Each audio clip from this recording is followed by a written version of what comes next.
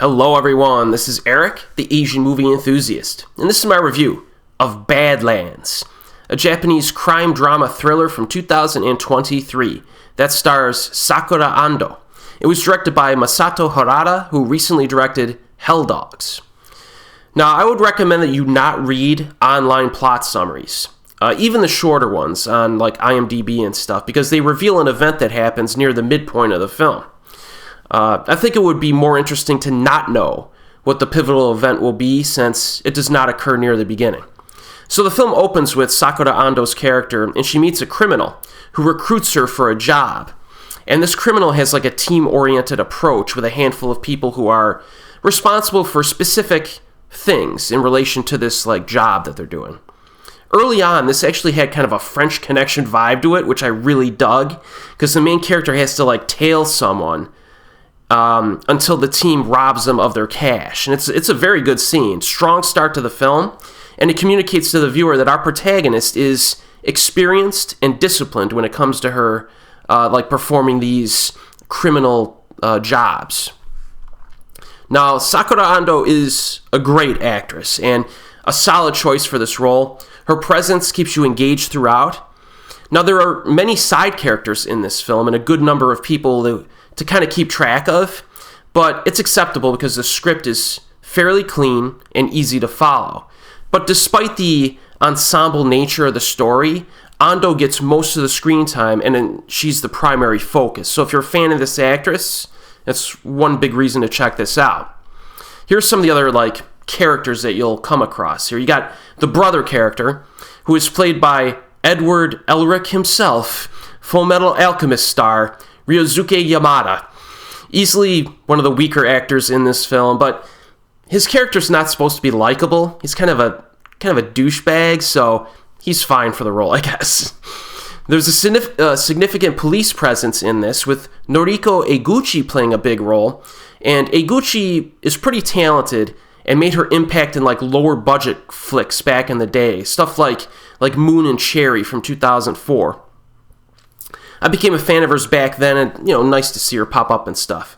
She plays a cop in this film, and thankfully, the cops are actually pretty smart and good at their jobs, which is always the sign of a competent script, Now later on, another guy shows up. Some guy, I'm not even going to tell you who plays him. I'm not really that familiar with the actor. But he seems to be like a big shot of like a corporation, but almost like a black market corporation. He's a criminal who's also an executive. And he's interested in the whereabouts of Ando's character, but you're not sure why or what his relation is to her until later on. And there's a few other characters that pop up too. So there's a bit to keep track of in this, but it's pretty cleanly presented and not that confusing.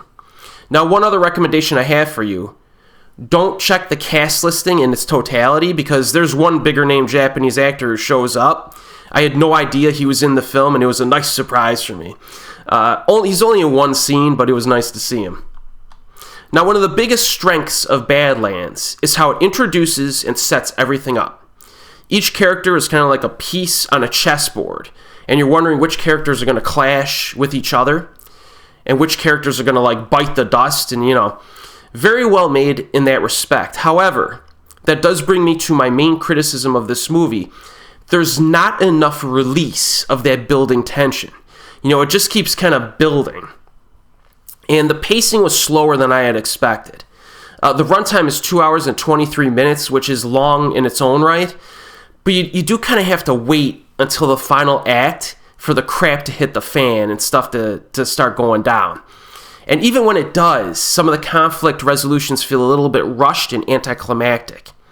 And I feel almost kind of bad about complaining about this, just because this is a good quality film overall, and I enjoyed it overall.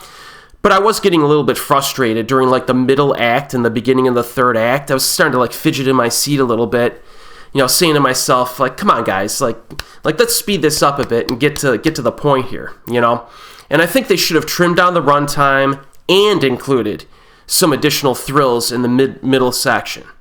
And so I would say I would have expected a little bit more violence or chases or even gunplay at times. And yes, we do get a little bit of each of those.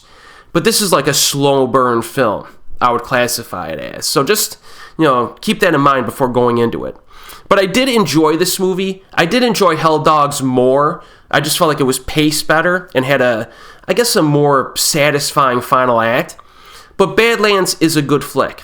Just make sure you're in a patient mood before you choose to watch it. It's currently available on Netflix. And as always, I'll see you next time.